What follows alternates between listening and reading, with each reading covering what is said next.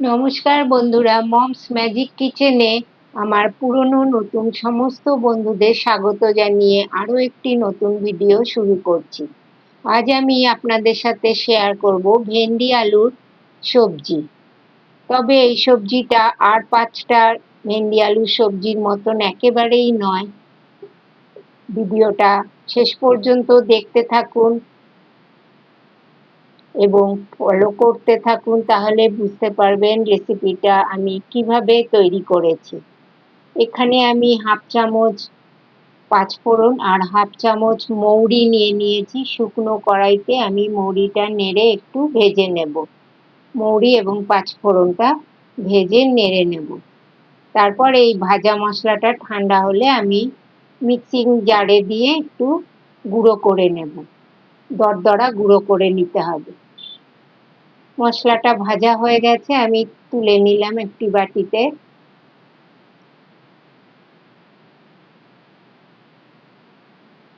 এখন কড়াইতে তেল দিয়ে দিচ্ছি।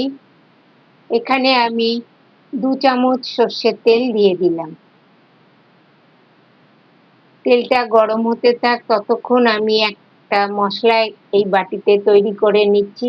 1 চামচ জিরে গুঁড়ো, 1 চামচ ধনে গুঁড়ো, হাফ চামচ লঙ্কা গুঁড়ো। এখন এই মশলাগুলোকে আমি জল দিয়ে একটু গুলে রেডি করে রাখবো। একটু আগে থেকে গুঁড়ো মশলা জল দিয়ে গুলে এইভাবে রেডি করে রাখলে বাটা মশলার স্বাদ পাওয়া যায়। সেই হিসাবে আমি মশলাটা রেডি করে নিলাম আগে। আপনারা অনেকেই ভেন্ডি আলুর সবজি নানা রকম ভাবে খেয়ে থাকেন। আজকে আমার এই রেসিপিটা ফলো করে আপনারা একবার অবশ্যই বাড়িতে বানিয়ে দেখবেন। একবার না বারবার আপনারা এই রেসিপিটাকেই করে খেতে চাইবেন। এখানে আমি তেলটা গরম হতে একটা বড় সাইজের আলু এরকম ছোট সরু সরু করে পাতলা করে কেটে নিয়েছি। আলুটা দিয়ে এখন আমি আলুর পরিমাণ মতন লবণ আর হলুদ গুঁড়ো দিয়ে আলুটাকে একটু ভেজে নেব।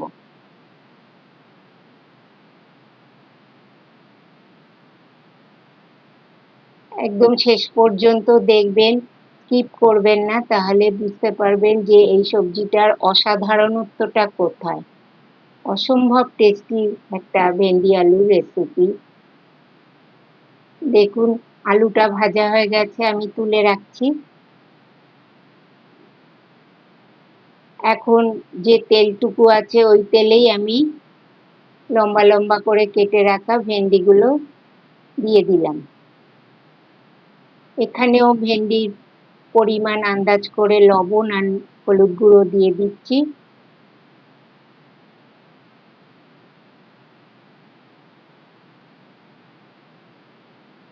এখন ভেন্ডিটাকেও নাড়াচাড়া করে একটু ভেজে নেব। যে কোনো সবজি একটু আগে ভেজে নিয়ে করলে সেই সবজির স্বাদ দ্বিগুণ বেড়ে যায়। দেখতে দেখতে ভেন্ডিগুলো ভাজা হয়ে গেল। এবার ভেন্ডিগুলোকে আমি তুলে নিচ্ছি।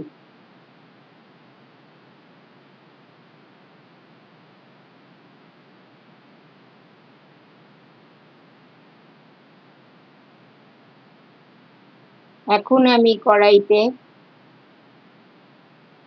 আবারও সর্ষের তেল যোগ করলাম। এখন এখানে আমি ফোড়ন দেব, শুকনো লঙ্কা আর গোটা জিরে।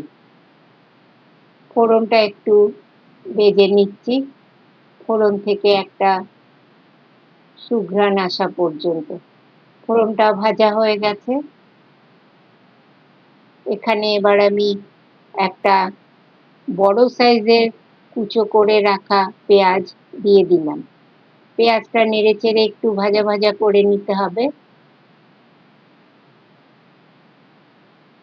দেখুন পেঁয়াজটা আমার অনেকটাই ভাজা হয়ে গেছে। এই সময় আমি একটা মাঝারি সাইজের টমেটো কেটে রেখেছিলাম, সেটা দিয়ে দিলাম।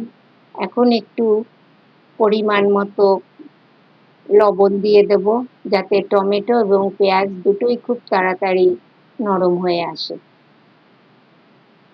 চ্যানেলে যারা নতুন, আজকে চ্যানেলটিকে সাবস্ক্রাইব করে পাশে থাকার অনুরোধ রইল। রেসিপিটা যদি ভালো লেগে থাকে বাড়িতে ট্রাই করবেন, ট্রাই করে বলবেন আমাকে কমেন্ট করে কেমন লাগলো আপনাদের। এখন দেখুন গুলে রাখা মশলাটা আমি দিয়ে দিলাম, সেই সঙ্গে বাটিটা ধুয়ে একটু জল দিলাম। এবার এই মশলাটাকে খুব ভালো করে নেড়েচেড়ে কষিয়ে নিচ্ছি, যতক্ষণ না মশলা গা থেকে তেল ছেড়ে আসে ততক্ষণ পর্যন্ত কষিয়ে নিলাম। দেখুন মশলার গা থেকে তেল ছেড়ে এসছে। এই অবস্থায় আমি ভেজে রাখা ভেন্ডি আর আলুগুলো দিয়ে দিলাম। এখন ভেন্ডি আলুটা মশলার সাথে খুব ভালো করে আর একটু কিছুক্ষণ সময় কষিয়ে নেব।